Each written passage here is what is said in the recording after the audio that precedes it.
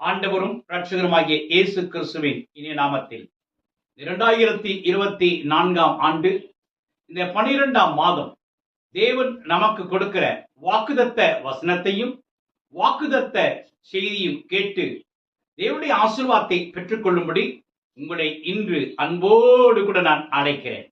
தேவாதி தேவன் கர்த்தாதி கர்த்தர் இந்த வாக்குதத்த ஆராதனையிலே பங்கெடுக்கும்படி வந்திருக்கிறவர்கள் ஒவ்வொருவரையும் அளவில்லாமல் ஆசீர்வதிப்பாராக.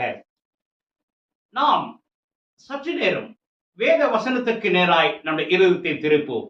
இந்த 12வது மாதம் தேவன் நமக்கு கொடுக்கிற வாக்குதத்தம் வசனத்தை முதலாவது வாசிக்கலாம். என்னாகமத்தின் புத்தகம் 14ஆம் அதிகாரம் 9ஆம் வசனம், அதனுடைய 2வது பகுதி. The book of Numbers chapter 14 verse number 9. கர்த்தர் நம்மோடு இருக்கிறார், அவர்களுக்கு பயப்பட வேண்டியதில்லை என்றார்கள். ஆம், என் அருமையான தேவனுடைய ஜனமே, இந்த 12வது மாதம் தேவன் நமக்கு ஒரு அருமையான வாக்குத்தத்தத்தை கொடுத்திருக்கிறார். கடந்த 11 மாதங்கள் நமக்கு வாக்குத்தத்தையும் வாக்குத்தத்த வசனத்தையும் வாக்குத்தத்த செய்தி நமக்கு கொடுத்த தேவன் அருமையானவர்களே, இந்த 12வது மாதமும் நமக்கு ஒரு வாக்குத்தத்த வசனத்தை நினைவுபடுத்துகிறார். நான் அடிக்கடி சொல்லுவேன், வேதத்திற்கிற எல்லா வார்த்தைகளும் அவருடைய வாக்குத்தத்தங்கள் தான். அருமையான தேவனுடைய பிள்ளை, ஆனால் ஒவ்வொரு மாதம் ஒரு பிரத்யேக வசனத்தை நாம் எடுத்து ஆண்டவர் நமக்கு உணர்த்துகிற அந்த வார்த்தையை இந்த மாதத்திற்குரிய வாக்குத்தத்தமாக எடுத்து நாம் தியானித்து வருகிறோம். நிச்சயமா எல்லா வாக்குத்தத்தின் வழியாகவும் ஆசீர்வதிக்கிற தேவன் இன்றைக்கு இந்த மாதம் நமக்கு கொடுக்கிற வாக்குத்தத்தின் வழியாக தேவன் நம் ஒவ்வொருவரையும் ஆசீர்வதிப்பார். அருமையானவர்களே, தேவன் வாக்கு பண்ணுகிற காரியம் என்ன தெரியுமா? கர்த்தர் நம்மோடு இருக்கிறார், அவர்களுக்கு பயப்பட வேண்டியதில்லை. அருமையானவர்களே, எழுத்தின்படி இந்த வசனத்தை நாம் எடுத்துக்கொண்டால் இஸ்ரவேல் ஜனங்களுக்கு தேவன் மோசேயின் மூலமாய் கொடுத்த ஒரு வாக்குத்தத்தமான வார்த்தை என்று சொல்ல வேண்டும். மோசே தேவன் சொன்னதை இஸ்ரவேல் ஜனங்களுக்கு பகிர்ந்து கொள்கிறார். கர்த்தர் நம்மோடு இருக்கிறார் என்றும் அவர்களுக்கு பயப்பட வேண்டியதில்லை என்றும் ஆண்டவர் சொல்கிற ஒரு காரியத்தை சொல்லுகிறதை பார்க்க முடியும். 2 காரியங்களை தேவன் நமக்கு வாக்குத்தத்தமாக கொடுக்கிறார். ஒன்று, கர்த்தர் நம்மோடு கூட இருக்கிறார். 2வது, அவர்களுக்கு பயப்பட வேண்டியதில்லை. முதலாவது, கர்த்தர் நம்மோடு இருக்கிறார் என்கிற காரியத்தை குறித்து தியானிக்க போகிறோம். ஆதியாகமத்தின் புத்தகம் 21ஆம் அதிகாரம் 22ஆம் வசனத்தை நாம் வாசிக்க கேட்போம். அதிகாரத்தில் அபிமெலேக்கும் அவன் சேனாபதியாகிய பிக்கோலும் ஆபிரகாமை நோக்கி, நீ செய்கின்ற காரியங்கள் எல்லாவற்றிலும் தேவன் உன்னுடனே இருக்கிறார். அக்காலத்தில் அபிமெலேக்கும் அவன் சேனாதிபதியாகிய பிக்கோலும் ஆபிரகாமை நோக்கி சொல்லுகிற ஒரு வார்த்தை என்ன தெரியுமா? நீ செய்கிற காரியங்கள் எல்லாவற்றிலும் தேவன் உன்னோடு இருக்கிறார். ஆபிரகாமோடு கூட கர்த்தர் இருந்தார் என்று நாம் பார்க்கிறோம். ஆபிரகாமோடு கூட இருந்த கர்த்தர் என்ன செய்தாராம்? அருமையாளே, அதை பீக்கோலும் அபிமெலேக்கும் சொல்லுகிறதை நாம் பார்க்க முடியும். என்ன? நீ செய்கிற காரியங்கள் எல்லாவற்றிலும் தேவன் உன்னோடு கூட இருக்கிறார். இதை பார்த்து கொண்டிருக்கிற, கேட்டுக்கொண்டிருக்கிற என் அன்பு சகோதரனே, என் அன்பு சகோதரியே, ஆபிரகாமோடு கூட இருந்த தேவன் உங்களோடு கூட இருந்து நீங்கள் செய்கிற காரியங்கள் எல்லாவற்றிலும் அவர் உங்களோடு இருப்பார். நீங்கள் என்னென்ன செய்கிறீர்களோ இந்த 12வது மாதம் அத்தனை காரியங்களிலும் தேவன் உங்களோடு. அதனால ஒவ்வொரு காரியங்களை செய்யும் பொழுதும் தைரியமாய் செய்யுங்கள், அவர்கள் பயப்படாமல் செய்யுங்கள். ஏனென்றால் நீங்கள் செய்கிற ஒவ்வொரு காரியங்களோடும் ஆண்டவர் உங்களோடு கூட இருக்கிறார். நீங்கள் செய்கிற எல்லா காரியங்களையும் அவர் ஜெயமாய் மாற்றுவார். ஏனென்றால் தேவன் உங்களோடு கூட இருக்கிறார். ஆண்டவர் என்னோடு இருக்கிறார் என்கிற அந்த நம்பிக்கையோடு, அந்த விசுவாசத்தோடு ஒவ்வொரு காரியத்தையும் செய்யுங்கள். அருமையானே, நம்மால் அநேக காரியங்கள் செய்ய முடியாதான்? இந்த பலத்தினால் அல்ல, என்னோட பராக்கிரமத்தினால் அல்ல, தேவன் என்னோடு கூட இருப்பதனாலே ஆகும் என்று சொல்லி நம்பிக்கையோடு கூட நீங்கள் செய்யுங்கள். ஆபிரகாமின் தேவன் நம்முடைய தேவனாக இருக்கிறார். எல்லாவற்றிலும் உங்களோடு கூட இருந்து அவர் நிச்சயமாய் நடத்துவார். 2வதாக ஆதியாகமத்தின் புத்தகம் 28ஆம் அதிகாரம் 15ஆம் வசனத்தை நாம் வாசிக்க கேட்பது. Book of Genesis chapter 28 verse number 15 வாசிக்க கேட்போம். நான் உன்னுடனே இருந்து நீ போகின்ற இடத்திலெல்லாம் உன்னை காத்து இந்த தேசத்துக்கு உன்னை திரும்பி வர பண்ணுவேன். நான் உனக்கு சொன்னதை செய்யும் அளவும் உன்னை கைவிடுவதில்லை. Yes, praise the Lord. இங்கே அருமையானவர்களே, யாக்கோபிடத்திலே தேவன் சொல்லுகின்ற ஒரு காரியம் என்ன சொல்கிறார்? யாக்கோப்பை பார்த்து நான் உன்னோடு கூட இருப்பேன். இந்த சம்பவம் நமக்கு தெரியும். அருமையானவர்களே, அவனுடைய தகப்பனும் அவனுடைய தாயும் அவருடைய சகோதரனாகிய ஏசாவுக்கு தப்பித்துக் கொள்ளும்படி மாமா வீட்டுக்கு போய் அனுப்புறாங்க. அவன் அங்கிருந்து புறப்பட்டு போகிறான். வழியில வனாந்தரமான இடம், என்ன செய்வது என்று புரியாமல் திகைக்கிற ஒரு நேரம். அப்பொழுதுதான் அருமையானவர்களே, ஆண்டவர் யாக்கோப்போடு கூட பேசுவதை பார்ப்பான். யாக்கோப்போடு சொல்லுகிறார், நான் உன்னோடு கூட இருப்பேன், நான் உன்னோடு கூட இருப்பேன், நீ போகிற இடமெல்லாம் உன்னை பாதுகாப்பேன், இந்த தேசத்திற்கு உன்னை திரும்பி வர பண்ணுவேன், நான் உனக்கு சொன்னதை செய்யும் அளவும் உன்னை கைவிடுவதில்லை என்று சொல்லி, யாக்கோப்பை போல இன்றைக்கு எத்தனை பேர் என்ன செய்வது என்று புரியாமல், எதை செய்வது என்று தெரியாமல், ஒரு திகைப்பான சூழ்நிலை, ஒரு கலக்கமான சூழ்நிலை நீங்களும் யாக்கோப்பை போல இருக்கிறீர்களோ? ஒரு குழப்பமான சூழ்நிலை இன்றைக்கு காணப்படுகிறீர்களோ? எங்கே போவேன்? திரும்பி இது என்னிடத்துல வருவேனா? என் அப்பா அம்மாவை நான் பார்ப்பேனா? என் சொந்த ஊரை பார்ப்பேனா? பார்க்க மாட்டேனா என்ற நம்பிக்கற்ற நிலையில்தான் யாக்கோப்பு காணப்பட்டான். அப்பொழுதுதான் கர்த்தர் பேசினார், இன்றைக்கும் நீங்களும் நம்பிக்கையற்ற நிலையிலே, நடக்குமோ நடக்காதோ, ஆகுமோ ஆகாதோ, முடியுமோ முடியாதோ, திரும்பி வருவேனோ வரமாட்டேனோ என்கிற அருமையானவர்களே, கவலையோடு மன உளைச்சலோடு நம்பிக்கையற்ற நிலையிலே இன்றைக்கு நீங்கள் இந்த கர்த்தருடைய வாக்குத்தத்தத்தை கேட்டுக்கொண்டிருக்கலாம். என் அருமையான தேவனுடைய பிள்ளைகளே, யாக்கோப்புக்கு சொன்ன கர்த்தர் உங்களை பார்த்து சொல்லுகிறார், நான் உன்னோடு கூட இருப்பேன், நீ போகிற இடத்திலெல்லாம் உன்னை காப்பேன் என்று சொல்கிறார். உங்களை ஒவ்வொருவரையும் பாதுகாப்பார். நீங்க எங்கே போகிறீர்களோ அங்கெல்லாம் கர்த்தர் உங்களோட வருவார். உங்களோட கூட இருந்து உங்களை ஒவ்வொரு இடங்களையும் அவர் காப்பார். கர்த்தர் காக்காவிட்டால் காக்கிற காவலாருடைய பிரயாசம் கூட விருதாவாய் இருக்கும் என்று எழுதப்பட்டிருக்கிறது இல்லையா? அந்த கர்த்தர் நிச்சயமாய் உங்கள் ஒவ்வொருவரையும் காப்பார். அருமையானே, கர்த்தர் என்னை காக்காவிட்டால் இன்றைக்கு உங்களுக்கு முன்பாக நான் நின்று கொண்டிருக்க முடியும். எத்தனை இடங்களே கர்த்தர் என்னோடு கூட வந்திருக்கிறார் என்று அநேக சம்பவங்களை நான் பகிர்ந்து கொள்ள முடியும். எத்தனை ஆபத்துக்கள், எத்தனை விபத்துக்கள். அருமையானவர்களே, அருமையான தேவனுடைய அந்தமான் நிக்கோபார் தீவிலே ஊழியம் செய்து கொண்டிருந்த பொழுது ஆதிவாசிகளை சந்திக்க நான் கடந்து செல்ல வேண்டும். கடலை கடந்து, அருமையில அங்க கடலே ஒட்டி நதிகள் இருக்கு, அந்த நதிகளிலே கடந்து செல்ல வேண்டும், மலைகளை கடந்து செல்ல வேண்டும், காடுகளை கடந்து செல்ல வேண்டும். இப்படி கடந்து சென்றுதான் ஆதிவாசிகளை சந்திக்க வேண்டும். அப்படி சில நதிகளை கடந்து போகும்போது தண்ணி கடல் ஹைட்டட் ஆகும், லோட்டட் ஆகும். அருமையிலே நான் லோட்டட் ஆயிட்டு இருக்க அந்த நேரத்துல, நான் அந்த நதியை கடக்க நேரத்துல வேகமாய் தண்ணி என்னை இழுத்து விட்டது. இயேசுவே என்று சொன்னேன். அடுத்த கரையில் எப்படிதான் போய் சேர்ந்தேன்னு தெரியாது. அருமையிலே, கர்த்தர் மாத்திரம் என்னோடு கூட இறவிட்டால் அன்றைக்கு நான் மரித்து போயிருப்பேன். ஆண்டவர் என்னை பாதுகாத்தார். என்னோடு கூட இருந்த என்னை காத்தார். எஸ், அதைதான் இன்றைக்கு நாம் பார்க்கிறோம். அருமையானவர்களே, அன்றைக்கு யாக்கோபிடத்தில் சொன்ன ஆண்டவர் உன்னோடு கூட இருந்து உன்னை காப்பார். ஆமா, என்னோடு கூட இருந்து காப்பாற்றினார். ஒரு முறை அருமையான ஒரு பஸ் நிலையத்திலே நான் நின்று கொண்டிருக்கிற இடத்துல, அந்த பஸ் வருவதற்காக வெயிட் பண்ணி இன்னொரு பஸ் அங்க நின்று கொண்டிருக்கிறது. யாரோ என்ன அந்த பஸ் நிக்கிற இடத்துக்கு கொஞ்சம் தள்ளி போ என்று சொல்லி நான் தள்ளி போன ஒரு சில வினாடிகளிலே ஒரு லாரி வேகமாய் வந்து அந்த பஸ்ஸோட மோதினது. அங்க இன்னொரு நின்று கொண்டிருந்தார். அவர் அப்படியே உரசி துடிதுடித்து இறந்து போவதை நான் பார்க்கிறேன். கர்த்தர் மாத்திரம் என்னோடு கூடராவிட்டால் அன்றைக்கே நான் மரித்து போயிருப்பேன்.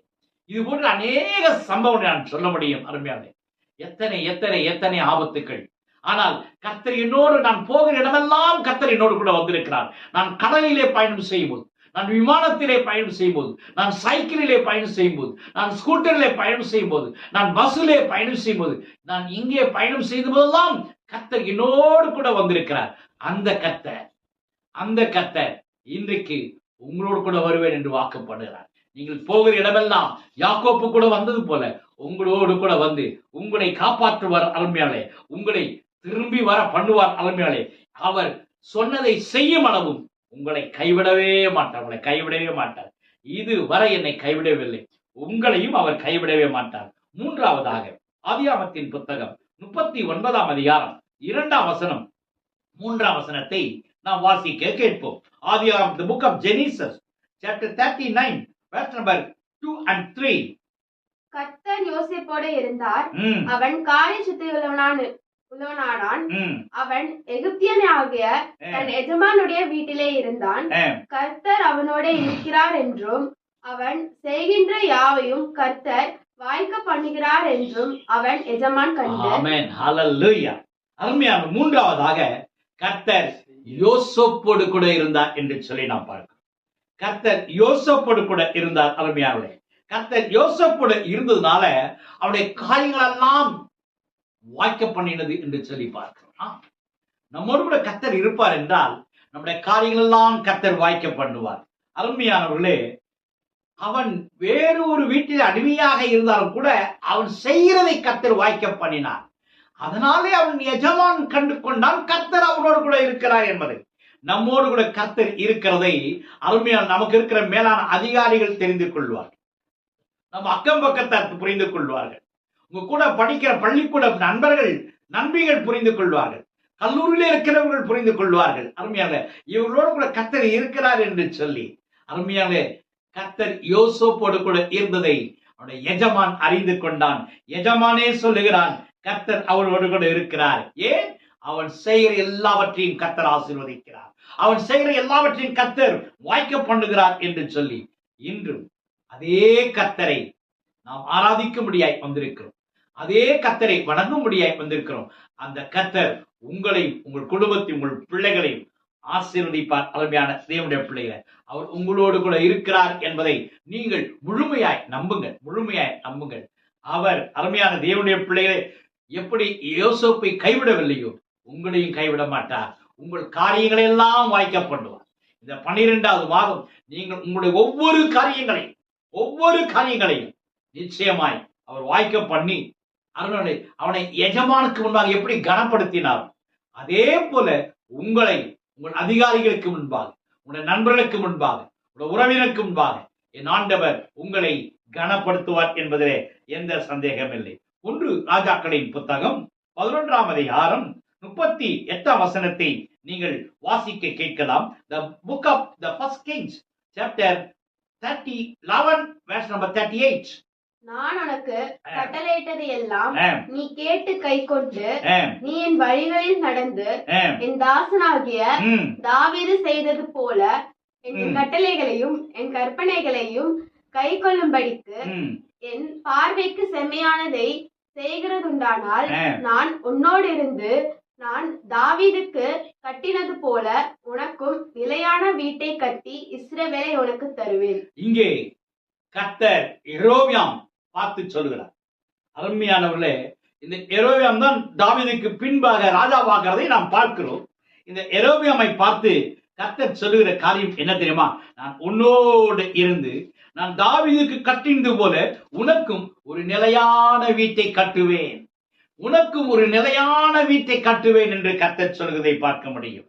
ஆம், யெரொபெயாமின் தேவன் நம்முடைய தேவன். அருமையானவர்களே, நமக்கும் இன்றைக்கு கர்த்தர் சொல்லுகிறார். இன்னைக்கு நிறைய பேருக்கு கவலை என்ன தெரியுமா? எனக்கு ஒரு சொந்த வீடு இல்லையே, எனக்கு ஒரு சொந்த வீடு இல்லை என்ற ஒரு பெரிய ஏக்கம் உண்டு. எவ்வளோ கஷ்டப்பட்டு பிரயாசப்படுகிறோம், ஆனாலும் சொந்தமான ஒரு வீட்டை நமக்கு என்று ஏற்படுத்த முடியவில்லை. ஆனால் அருமையானவர்களே, நம்மேல் நம்முடைய குடும்பத்தின் மேல் தேவனுக்கு அக்கறை உண்டு, பொறுப்புண்டு. அருமையான தேவனுடைய பிள்ளைகளே, இந்த பூமியில நமக்கு ஒரு சொந்தமான நிலையான வீடு இல்லையேன்னு கவலைப்படாதீங்க. எத்தனைதான் இந்த பூமியை நாம் கஷ்டப்பட்டு சம்பாதித்தாலும் இந்த வீடு நமக்கு என்ன கிடையாது? நிலையான வீடு கிடையாது. இல்ல, ஒரு அருமையானவர்களே, ஒரு பூமி அதிர்ச்சி வருமானால் எல்லா வீடும் போயிடும், ஒரு சுனாமி வருமானால் எல்லாம் போய்விடும். அருமையானவர்களே, இல்ல, ஒரு அருமையானவர்களே, பூமி 2ஆய் பிளக்குமானால் எல்லா வீடும் போய்விடும் என்று சொல்லி நாம் இந்த உலகத்துல எத்தனை சம்பவங்களை பார்க்கிறோம். அதனால இந்த உலகத்தில் இருக்கிற வீடு நமக்கு நிலையான வீடு. ஆனால் பரலோக ராஜ்யத்திலே தேவன் நமக்கென்று ஒரு நிலையான வீட்டை ஏற்படுத்துவார். அருமையானே, இங்கே சொல்லும் போது சொல்லுகிறார், யெரொபெயாமை பார்த்து கர்த்தர், நான் உன்னோடு கூட இருந்து உனக்கு நிலையான வீட்டை நான் கட்டுவேன், நிலையான வீட்டை கட்டுவேன் என்று கர்த்தர் வாக்கு பண்ணுகிறார். எஸ், அருமையான தேவனுடைய பிள்ளை, கர்த்தர் நம்மோடு கூட இருக்கிறார்.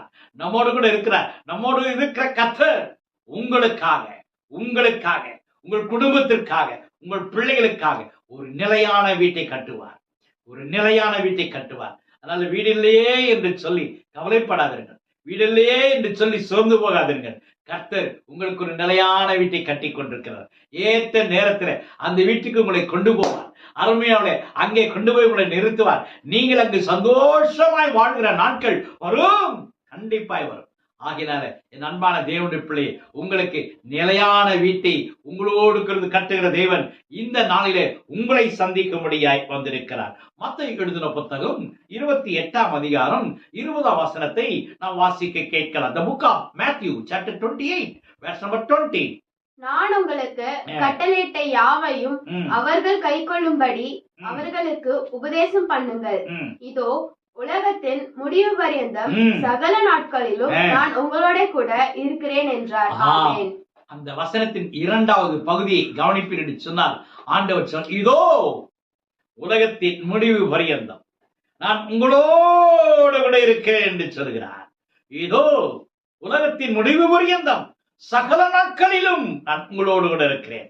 அருமையானவர்களே, இந்த உலகத்துல யாருங்க நம்மோடு கூட கடைசி வரை வர முடியும்? ஒரு அருமையான கவிஞன் எழுதினான். அருமையானவர்களே, வீடு வரை உறவு, வீதி வரை மனைவி, காடு வரை பிள்ளை, கடைசி வரை யாரோ. கடைசி வரை யாருங்க வர முடியும்? இல்ல, வீடு வரை தான் உறவுகள் எங்க இருக்கும்? வீட்டுலதான் வந்து எல்லாம் செத்தா அழுவாங்க. வீதி வரைக்கும் நமக்காக வர்றது யாரு? மனைவி அழுதிட்டு ஓடி வருவா. அருமையானவர்களே, ஆனா காடு வைக்கிறதுக்கு, காட்டுல யாரும் கொல்லி வைக்கிறதுக்கு பிள்ளை வருவான். அருமையால, அதுக்கப்புறம் யாருங்க வருவாங்க? யாருமே வரமாட்டாங்க. ஆனா ஆண்டவர் நமக்கு வாக்கு பண்ணுகிறார், இதோ உலகத்தின் முடிவு பரியந்தம் சகல நாட்களிலும் நான் உங்களோடு கூட இருக்கிறேன் என்று சொல்லி வாக்கு பண்ணுகிறார். சகல நாட்களிலும் நம்மோடு இருக்க ஒரே ஒரு கடவுள் உண்டு. அவரே ஆண்டவராக இயேசு கிறிஸ்து. அவர்தான் இந்த அகில உலகத்தையும் படைத்த அவர் 2024 ஆண்டுகளுக்கு முன்பாக இந்த பூமியில மனிதனாக வந்து நம்முடைய பாவங்களுக்காக, நம்முடைய சாபங்களுக்காக சிலுவையில் அடிக்கப்பட்டு ரத்தம் சிந்தி ஜீவனை கொடுத்தார். அருமையானவர்களே, எஸ், இதை பார்த்துக்கொண்டு அன்பு சகோதரி, நடந்த ஒரு சம்பவத்தை நான் உங்களுக்கு சொல்லுகிறேன். பல ஆண்டுகளுக்கு முன்பாக சீன தேசத்திலே ஒரு வாலிபன் தற்கொலை நோக்கி போய் கொண்டிருந்தான். அருமையாகவே தன் வாழ்க்கையிலே இனிமேல் வாழ முடியாது என்று நினைத்து, வாழ்வதற்கு விருப்பமில்லை அவனுக்கு, எல்லாம் நெருக்கமான சூழ்நிலை. எனவே ஒரே வழி சாகுதான் என்று எண்ணி போகிறான்.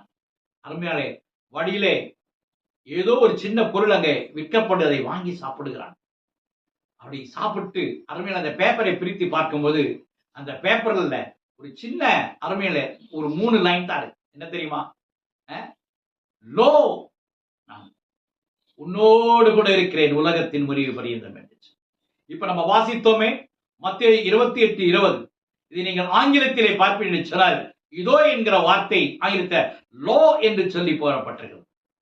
லோ, உலகத்தின் முடிவு சக நாட்கள் நான் உன்னோடு கூட இருக்கிறேன். அருமையில அவன் பேர் என்ன தெரியுமா? லோ. அந்த சீன அந்த வாலிபன் பேர் என்ன? லோ. அருமையால அந்த அவன் பேர் அங்க எழுதப்பட்டதை பார்த்து ஆச்சரியப்பட்டான். என்ன பார்த்து இந்த வார்த்தை எழுதப்பட்டிருக்கிறது, என்னோடு கூட இருக்கிற ஏதோ ஒரு கடவுள் சொல்லுகிறாரே என்று சொல்லி.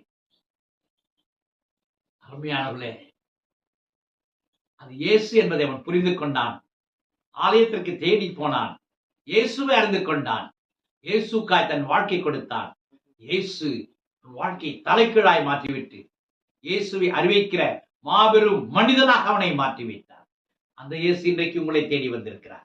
என் அன்பு சகோதரனே, சகோதரியே, இன்றைக்கு நீங்கள் உங்கள் வாழ்க்கையில நம்பிக்கை இழந்து போய்விட்டீர்களோ, வாழ பிடிக்கவில்லை, வாழ்க்கை கசப்பாய் மாறி போய்விட்டதோ, ஏன் வாழ வேண்டும் என்று சொல்லி எண்ணி தற்கொலை நோக்கி போய்கொண்டீர்களோ, இல்லை, நீங்கள் வாழ வேண்டியவர்கள். உங்களை வாழ வைக்கிற ஒரு தெய்வம் உண்டு. அவர் தன்னை சிலுவிலே நமக்காக ஜீவனை கொடுத்திருக்கிறார். நீங்கள் வீணாய் உங்களுடைய ஜீவனை இழக்க வேண்டியதில்லை சகோதரனே, இழக்க வேண்டிய அவசியம் இல்லை சகோதரியே. உங்களோடு கொடுக்கிற இயேசு இந்த நேரத்திலே உங்களை தேடி வந்திருக்கிறார். இயேசுக்கு உங்களை கொடுப்பீர்களா? உன்னை தேடி இயேசு வந்தா, உந்தன் வாழ்வை மாற்றி விட்டா. உன்னை தேடி இயேசு வந்தா, உந்தன் வாழ்வை மாற்றி விட்டார். எஸ், மாற்றுகிற இயேசு நிச்சயமாய் மாற்றுவார். இரண்டாவதாக நாம் பார்க்கிறோம், அருமையானவர்களே, பயப்பட வேண்டாம் என்று சொல்லி ஒரு வார்த்தையை நாம் பார்த்தோம். அருமையானவர்களே, ஆண்டவர் நமக்கு சொல்றார் பயப்பட வேண்டாம். நம்ம பரிசுத்த வேதாகமத்தில் பார்க்கிறோம் 366 முறை பயப்படாதே பயப்படாதே என்று ஆண்டவர் சொல்றார். ஏனென்றால் 366 நாட்களுக்கு ஒவ்வொரு நாளும் ஆண்டவர் சொல்லுகிற காரியம் பயப்படாது. ஏனென்றால் பயம்தான் நமக்கு முக்கியமான பிரச்சனை.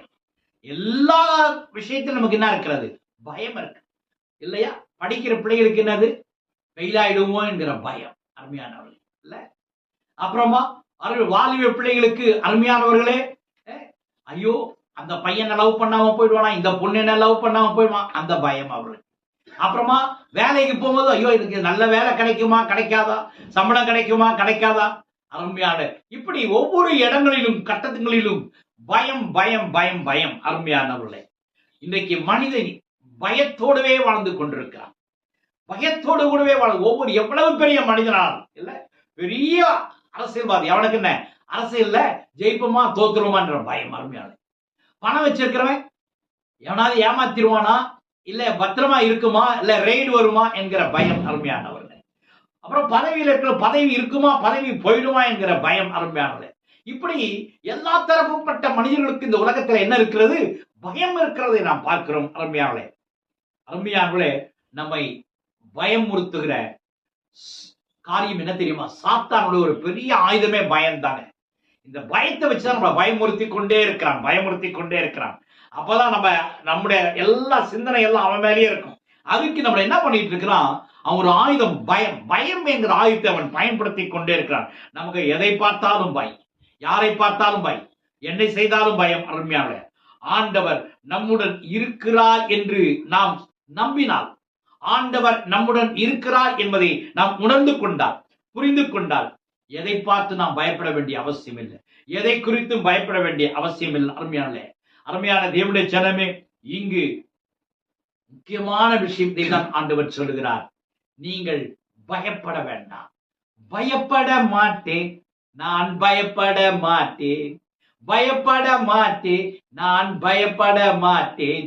இயேசு என்னோடு இருப்பதனால், இயேசு என்னோடு இருப்பதனால் பயப்பட மாட்டேன். இயேசு உங்களோடு கூட இருக்கிறத நீங்க நம்புங்க. இயேசு உங்களோடு கூட இருக்கிறது நீங்க உணருங்க. உணர்ந்தீங்கன்னா பயத்துக்கு நமக்கு முக்கியத்துவம் கொடுக்கவே மாட்டோம்.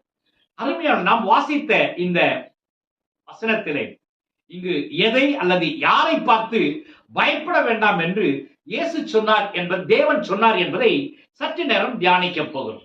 நாம் வேதத்துக்கு நேராய் திரும்புவோம். என்னாகமத்தின் புத்தகம் 13ஆம் அதிகாரம் 2ஆம் வசனத்திலே நீங்கள் கவனிப்பீர்கள் என்று சொன்னால், அருமையானவர்கள், இந்த 14ஆம் அதிகாரம் 9ஆம் வசனத்தில் வாசித்தோமே, மோசே மூலமாய் கர்த்தர் சொல்லுகிறதை அவர்களுக்கு பயப்பட வேண்டியதில்லை. அது யாருக்கு என்பதை குறித்து இங்கே நாம் பார்க்கிறோம். என்னாகும் 13:2 நாம் பார்க்கிறோம். வாசியுங்கள். நான் இஸ்ரவேல் புத்திரருக்கு கொடுக்கும் கானான் தேசத்தை சுற்றி பார்ப்பதற்கு நீ மனிதரை அனுப்பு. ஒவ்வொரு பிதாக்களின் கோத்திரத்திலும் ஒவ்வொரு பிரபுவாகிய புருஷனை அனுப்ப வேண்டும் என்றார். இங்கே நாம் பார்க்கிறோம், அருமையான தேவனுடைய பிள்ளைகளே, ஆண்டவர் எகிப்திலிருந்து இஸ்ரவேல் ஜனங்களை கானானுக்கு போகும்படி அழைத்து வருகிறார். வழியில ஒரு சம்பவம் தான் இந்த சம்பவம். வழியிலே நீங்க பார்த்தீங்கன்னா, அருமையானவர்களே, கானான் போகணும். கானான் போறதுக்கு முன்னாடி ஆண்டவர் சொல்றாரு, நீ போய் அந்த தேசத்தை உன் ஜனங்கள் எல்லாம் பார்த்துட்டு வர சொல்ற. 12 கோத்திரம், 12க்கு ஒவ்வொரு கோத்திரம் ஒரு ஆளை நீ செலக்ட் பண்ணி அனுப்பு அப்படின்னு சொன்னார். ஒவ்வொரு ஆளை எடுத்துக்கிட்டு அங்க போய் பார்த்துட்டு எப்படி இருக்கணும் வந்து சொல்ல சொல். இப்படி அருமையிலே 12 பேர் போகிறார்கள். அருமையானவர்களே, அதை நீங்க கவனிச்சீங்கன்னா, அருமையானவர்களே, 12 பேரும் போயிட்டு கானானை என்ன செய்யறாங்க? சுத்தி எல்லாத்தையும் பார்க்கறாங்க. என்னாகும் 13ஆம் அதிகாரம் 31 இருந்து 33 வரை பார்த்தீங்கன்னா, அந்த 12 பேர்ல 10 பேர் சொல்ற ஸ்டேட்மெண்ட் இருக்கு. 10 பேர் என்ன சொல்றாங்கன்னு கவனிங்க. அவனோடு கூட போய் வந்த மனிதரோ நாம் போய் வந்த அந்த ஜனங்களோட எதிர்க்க நம்மாலே கூடாது. அந்த ஜனங்களை எதிர்க்க முடியாதுன்னு 10 பேர் சொல்றாங்க. அடுத்தது, அவர்கள் நம்மை பார்க்கிலும் பலவான்கள் என்றார்கள். நம்ம விட அவங்க பெரிய பலசாலிகள் என்று சொல்லுகிறார்கள். மூன்றாவது, நாங்கள் போய் சுற்றி பார்த்து வந்த அந்த தேசம் தன் குடிவை பட்சிக்கிற தேசம். பட்சிக்கிற தேசம் என்று சொல்லி சொன்னார்கள். நாங்கள் அதிலே கண்ட ஜனங்கள் எல்லாரும் மிகவும் பெரிய ஆட்கள். அங்க இருக்கிற ஆளெல்லாம் பெரிய பெரிய பெரிய ஆளாகிறான், பலசாலி ஆகிறான், நம்மளை கொண்டு போட்டுருவான். அது ஐந்தாவதாக, அங்கே ராட்சத பிறவியான ஏனோக்கின் குமாரராகிய ராட்சதரையும் கண்டோம். அங்க இருக்கிற ஒரு கூட்ட ஜனம் எப்படிப்பட்ட ராட்சசம் மாறிக்கிறான். பிரம்மாண்டமா இருக்க உடம்பு, உனக்கு ஹைட் வெயிட் எல்லாம் பார்த்தா ராட்சசம் மாறி இருக்கிறான்னு சொல்லி சொல்றாங்க. அடுத்தது, நாங்கள் எங்கள் பார்வைக்கு வெட்டுக்கிளிகளை போல் இருந்தோம். நாங்க அவங்க பார்வைக்கு எப்படி தெரியும்? சின்னால வெட்டுக்கிளி மாதிரி இருக்கிறோம். அவெல்லாம் பார்த்தா பெரிய பெரிய பெரிய உடம்பு, ஹைட் வெயிட் எல்லாம் இருக்குது. ஆனா நாங்க வெட்டுக்கிளி மாதிரி இருக்கிறோம். அவர்கள் பார்வைக்கும் அப்படியே இருந்தோம் என்று சொல்லி இப்படி இஸ்ரவேல் புத்திரருக்குள்ளே தங்கள் சுற்றி பார்த்து வந்த தேசத்தை குறித்து துர்செய்தி பரம்ப செய்தார்கள். இதான் துர்செய்தி சொன்னார்கள். இந்த 10 பேர் என்ன பண்ணாங்க? நல்ல செய்தி சொல்லவில்லை, துர்ச்செய்தி சொன்னார்கள் என்று நம்ம பார்க்கிறோம். அதே மாதிரி அருமையான தேவனுடைய பிள்ளைகளை, என்னாகவும் 14ஆம் அதிகாரம் 6 இருந்து 9 வரை நீங்கள் வாசித்தால் அங்கே காலேப் யோசு இந்த 2 பேர் மட்டும் ஒரு ஸ்டேட்மெண்ட் கொடுக்கிறாங்க.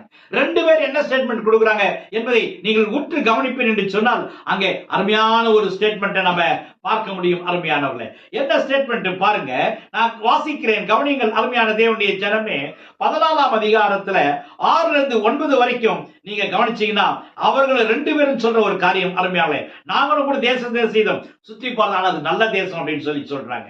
கர்த்தர் நம்ம மேல பிரியமான தேசத்தை நமக்கு கொடுப்பார் அப்படின்னு சொல்லி சொல்றாங்க. அருமையானவர்களே, நீங்க அவங்களுக்கு பயப்பட வேண்டியது. அங்க இருக்கிற ஜனங்களை இவங்க சொன்னாங்க இல்லையா, பயங்கரமானவங்க, நாங்க வெட்டுக்குழியுமா இருக்கிறோம், அவங்க பிரம்மாண்டமா இருக்குன்னு சொன்னாங்களே, அவளுக்கு நம்ம பயப்பட வேண்டியது இல்லை. ஏன்னா அவளை காத்த நிழல் அவளோடு கூட இப்ப இல்ல, அது விலகி போயிடுச்சு. கர்த்தர் நம்மோடு கூட, இப்ப கர்த்தர் நம்மோடு கூட இருக்கிறாரு அப்படின்னு யார் சொல்றது? காலேபும் யோசுவா, இந்த 2 பேர் மட்டும் இந்த ஸ்டேட்மெண்ட்டை கொடுக்குறாங்க. அருமையான கர்த்தர் என்ன சொல்றாரு தெரியுமா? கர்த்தர் இதே 14ஆம் அதிகாரம் 23ஆம் வசனம், 24ஆம் வசனம், 30ஆம் வசனத்துல நீங்க கவனிச்சு சொன்னா கர்த்தருக்கு கோபம் உண்டாகி என்ன சொல்லி தெரியுமா? இந்த ராங் ஸ்டேட்மெண்ட் கொடுத்தாங்களே, ஒருத்தன் கூட கானானுக்குள்ள போக மாட்டான் அப்படின்னு சொல்லிட்டாரு. அடுத்து சொல்றாரு, என் தாசன் அங்கே காலை வேறு ஆவி உடையவனாய் இருக்கிறபடினாலும் உத்தமமா என்னை பின்பற்றி வந்தபடினாலும் அவன் போய் வந்த தேசத்தில் அவனை சேர பண்ணுவேன் சொல்றத நாம் இங்க பார்க்க முடியும். அருமையான தேவனுடைய 30ஆம் வசனத்தில் நீங்க கவனிச்சீங்கன்னா, எப்னேயின் குமாரன் காலேபும் நூரின் குமாரன் யோசுவாவும் தவிர மற்றவர்களாகிய நீங்கள் நான் உங்களை குடியேற்றுவேன் என்று ஆணையிட்டு கொடுத்த தேசத்தில் பிரவேசிப்பதில்லை என்று ஆண்டவர் சொல்வதை பார்க்க முடியும். அருமையான தேவனுடைய பிள்ளைகளே, நீங்க இத வீட்டுல போய் நிறுத்தி 3 பேருடைய ஸ்டேட்மெண்ட், ஒரு 10 பேருடைய ஸ்டேட்மெண்ட், ஒரு 2 பேருடைய ஸ்டேட்மெண்ட், ஆண்டவருடைய ஸ்டேட்மெண்ட். அருமையான தேவனுடைய ஜனமே, நன்றாக கவனிங்க. ஒரு முக்கியமான விஷயம் சொல்லி நான் முடிக்க போறேன் சீக்கிரம். ஒரு பிரச்சனையை அருமையானே பிரச்சனையாக பார்த்தால் பிரச்சனை பிரச்சனையாகவே தெரியும். புரியுதா உங்களுக்கு? ஒரு பிரச்சனையை பிரச்சனையாக பார்த்தால் பிரச்சனை பிரச்சனையாகவே தான் தெரியும் என்பதை நாம் புரிந்து கொள்ள வேண்டும். அப்படின்னா இந்த பிரச்சனைய அருமையானவர்களே 10 பேர் எப்படி பார்த்தாங்க, இந்த 2 பேர் எப்படி பார்த்தாங்க? அப்ப இவங்க 10 பேர் ஏதோ பொய் சொன்னாங்களா அப்படின்னு கேட்டீங்கன்னா பொய் சொல்ல, உண்மைதான் சொன்னாங்க. ஆனா இந்த 2 பேர் அப்ப பொய் சொன்னாங்களா? இல்ல, 2 பேரும் பொய் சொல்லல, 2 பேர் கூட உண்மைதான் சொன்னாங்க. ஆனா இவங்க அங்க இருக்கிற பிரச்சனைகள் எப்படி பார்த்தாங்க? இந்த 10 பேரும் பிரச்சனையாகவே பார்த்தாங்க, பிரச்சனையாகவே பார்த்தாங்க. ஐயோ பெரிய ஆள், நம்மளால முடியாது அப்படின்னு சொல்லி பிரச்சனையை பிரச்சனையாகவே பார்த்து கொண்டிருந்தார்கள். அருமையான தேவனுடைய பிள்ளை. ஆனால் இந்த 2 பேர் மட்டும் என்ன பண்ணாங்க தெரியுமா? அருமையானே வேறு மாதிரி பார்த்தாதான் அங்க தேவன் சொல்றார், இவர்களோ வேறு ஆவியை உடையவர்களாய் இருக்கிறார்கள் என்று சொல்லி சொன்னார். இவர்கள் உத்தமமா என்னை பின்பற்றினவர்கள், தேவனை பின்பற்றினவர்கள், தேவனை சார்ந்து கொண்டு பார்க்கிறாங்க பிரச்சனையை. எப்பொழுதுமே நான் கவனிங்க, ஒரு பிரச்சனையை நாம் எப்படி பார்க்கணும்னா பிரச்சனையை பிரச்சனை மாதிரி பார்க்க கூடாது. பிரச்சனை எப்படி பார்க்கணும்? தேவன் நம்மோடு கூட இருக்கிறார் அப்படின்னா தேவனை கூட வச்சுக்கிட்டு நீங்க பார்த்தீங்கன்னா பிரச்சனை வேற மாதிரி தெரியும் உங்களுக்கு. ஹல்லேலூயா சொல்லுங்களேன், ஹல்லேலூயா. அருமையான தேவனுடைய பிள்ளைகளே, அதனால என்னோட வாழ்க்கையில பிரச்சனையை பிரச்சனை மாதிரி பார்க்கறதை விட்டுடுங்க. நாம் அவர்களுக்கு பயப்பட வேண்டாம் என்கிற இந்த காரியத்திலே அருமையான தேவனுடைய பிள்ளைகளே, மோசே சொன்னதற்கான காரணம் இந்த 10 பேர் சொன்ன ஸ்டேட்மெண்ட், 2 பேர் சொன்ன ஸ்டேட்மெண்ட், தேவன் சொன்ன ஸ்டேட்மெண்ட்டை நீங்க வீட்டில் உட்கார்ந்து தயவு செய்து அதை மெடிடேட் பண்ணுங்க. அருமையான தேவனுடைய பிள்ளையை, நாம் ஒரு பிரச்சனையை எப்படி பார்க்கிறோம்? மீண்டும் சொல்லுங்க, பிரச்சனையை பிரச்சனையாக பார்த்தால் பிரச்சனை பிரச்சனையாக தான் நமக்கு தெரியும். அருமையானவர்களே, நான் பல ஆண்டுகளுக்கு முன்பாக அந்தமான் நிக்கோபார் தீவுகளிலே ஊழியம் செய்து கொண்டிருந்த பொழுது கப்பலிலே பயணம் செய்து சென்னையிலிருந்து அந்தமானுடைய தலைநகர் போர்ட் பிளேருக்கு கடந்து போக வேண்டும் என்றால் 5 நாட்கள். அந்த 5வது நாள் வரும்பொழுது காலையில் அங்கே வெளிச்சம் சூரியன் உதித்த பிறகு அங்கு ஒரு தூரத்தில் ஒரு திட்டு தெரியும். ஜனங்கள் சொல்லுவார்கள், அதோ அந்தமான் வந்துவிட்டது தெரிகிறது என்று சொல்லுவார்கள். அருமையானவர்களே, ஒரு திட்டாக போக போக திட்டு கொஞ்சம் அந்த திட்டு ஒரு கருப்பு டாட் மாதிரி இது பெருசா தெரிஞ்சு கொண்டே வரும். ஆனா சிலர் பைனாஸ்குலர் வச்சு பைனாஸ்குலர் மூலமாக பார்ப்பார்கள். பார்த்தால் அவர்கள் சொல்வார்கள், அங்கே மரங்கள் இருக்கிறது. இன்னும் நெருங்க நெருங்க ஜனங்கள் நடமாடுகிறதை எல்லாம் அவர்கள் சொல்லுவார்கள். அருமையான தேவனுடைய பிள்ளைகளை, பைனாஸ்குலர் கூட இருந்தா நமக்கு என்ன செய்யாது, அது திட்டு மாதிரி தெரியாது, இருக்கிறது நன்றாக தெரியும். அதே போலதான் அருமையானே, வாழ்க்கையில நீங்க வெறும் பிரச்சனையா பார்த்ததா அப்படிதான் தெரியும். ஆனா இயேசுவை கூட வச்சுக்கிட்டு பாருங்க, வேறு மாதிரி தெரியாது உங்களுக்கு. அருமையான தேவனுடைய பிள்ளைகளை, ஈஸியா தெரியும் உங்களுக்கு. பிரச்சனை ஒன்றுமில்லை என்பது போல தெரியும் உங்களுக்கு. ஈஸியா ஜெயிச்சிட முடியும் தெரியும். அருமையிலே, ஆகையினால் தான் காலேபும் யோசுவாவும் ஈஸியாய் அதை வெற்றி அடைய முடியும் என்று சொல்லி சொன்னார். ஏனென்றால் தேவனை டிபெண்ட் பண்ணி தேவனை சார்ந்து சொன்னார்கள். தாவீதை எடுத்து பாருங்கள், கோலியாத் ஒரு பிரம்மாண்டமான ஒரு மனிதன். அருமையானவர்களே, அந்த பிரம்மாண்ட மனிதனை சவுல் ராஜாவை சொல்ல ஜெயிக்க முடியாது. ஆனால் அருமையானவர்களே, தாவீது அவனை ஒரு பிரம்மாண்ட மனிதனாக பார்க்கவில்லை. அருமையான அவன் பெரிய ஒரு யுத்த வீரனாக பார்க்கவில்லை. அவன் தேவனுடைய நாமத்தின் நிமித்தம் உள்ளத்தில் வருகிறேன் என்று சொன்னானே, அவன் தேவன் தன்னோடு இருக்கிறார். ஆகினால நான் உன்னை பார்க்கும்போது எனக்கு சாதாரணமா தெரியறேன். அதனால அவனை மாதிரி ஈட்டி கம்பு அப்படின்லாம் வச்சில்ல கையில. அருமையானவர்கள, ஒரு சின்ன கவன் உண்டியல் அருமையா அடிக்கிற அந்த கவன் கல் அடிக்கிற அதை மட்டும் தான் வச்சிருந்தான். அதிலேயே அடிச்சு அவனை வீழ்த்தி அவனுடைய தலையை அவனுடைய கத்தினாலே வெட்டினான் என்று சொன்னால், அருமையான அந்த கோலியாத்தை அவன் எப்படி பார்த்தான்? இவன் சின்ன பையன்தான், அவன் பெரிய ஆள். ஆனால் அருமையான தேவனுடைய பிள்ளைகளே, ஆகினால் இன்று உங்களுக்கு நான் சொல்லுகிறேன், நீங்கள் பிரச்சனைகளை இதுவரை 11 மாதங்கள் எப்படி பார்த்தீர்கள்? நீங்க தனியாய் நின்று உங்கள் குடும்பமாய் நின்று பிரச்சனையாவே பார்த்துட்டு இருந்தீங்க. இன்று முதல் நான் உங்களுக்கு சொல்லுகிறேன், இயேசு உங்களோடு கூட இருக்கிறார் என்று நம்புங்கள். இயேசு உங்களோடு கூட இருக்கிறார் என்று விசுவாசியுங்கள். இயேசு உங்களோடு கூட இருக்கிறார் என்று உணருங்கள். நீங்கள் உணர்ந்து ஒவ்வொரு பிரச்சனையும் பார்க்கும்போது பிரச்சனை உங்களுக்கு பிரச்சனையாகவே தெரியாது. அருமையிலே, பலவீனங்கள் பலவீனமாகவே தெரியாது. அதனால்தான் பவுல் சொல்கிறார், என்னை பலப்படுத்துகிற கிறிஸ்துவினாலே எல்லாவற்றையும் எனக்கு பலன் உண்டு. அந்த பலவீனத்தை நான் இயேசு கூட வச்சு பார்க்கும்போது என்னை பலப்படுத்துகிற இயேசுக்கு என் பலன் உண்டு, எல்லாத்தையும் செய்ய முடியும்னு சொல்றார். அதே மாதிரிதான் நீங்க ஒவ்வொரு பிராபலத்தையும் நீங்க பாருங்க, ஆண்டவர் நிச்சயமாய் மாற்றுவார். கண்களை மூடி நாம் ஜெபிப்போமா? நல்ல பிதாவே, இந்த 12வது மாதத்திற்காக நன்றி. இதை காண உதவி செய்ததற்காக நன்றி. இதுல பங்கெடுத்த எல்லா தெய்வ பிள்ளைகளுக்காக நன்றி. இதை கேட்ட பார்த்த ஒவ்வொருவரும் பேர் பேராக ஆசீர்வதி. இந்த வாக்கின்படி, இந்த 12வது மாதம் எங்களுக்கு கொடுத்த இந்த வாக்கின்படி நீ எங்களோடு கூட இருக்கிறீர் என்பதை நாங்கள் விசுவாசிக்கிறோம். ஆண்டவே, நாங்கள் அவர்களுக்கு, எங்கள் பிரச்சனைகளுக்கு, எங்களுடைய எதிராளிகளுக்கு, ஆண்டவரே, என்னுடைய வியாதிகளுக்கு, என்னுடைய பலவீனங்களுக்கு, என்னுடைய கஷ்டங்களுக்கு நாங்கள் பிரச்சனையாக பார்க்காம, இயேசு நீர் எங்களோடு கூட இருக்கிறீர், எல்லாவற்றையும் நீர் பார்த்துக் கொள்வீர் என்கிற அந்த நம்பிக்கையோடு, அந்த மனநிலையோடு நாங்கள் இனி பிரச்சனைகளை பார்த்து அதிலே வெற்றி காண எங்களுக்கு உதவி செய்யும் ஆண்டவர். இதில் ஆண்டவர் பங்கெடுத்த ஒவ்வொரு பேராக ஆசீர்வதி. இயேசு என்கிற நாமத்தில் கேட்கிறோம் ஜீவனுள்ள நல்ல பிதாவே, ஆமென். God bless you. இயேசு கூட வருவார், எல்லாவித அற்புதம் செய்வார். இயேசு கூட வருவார்.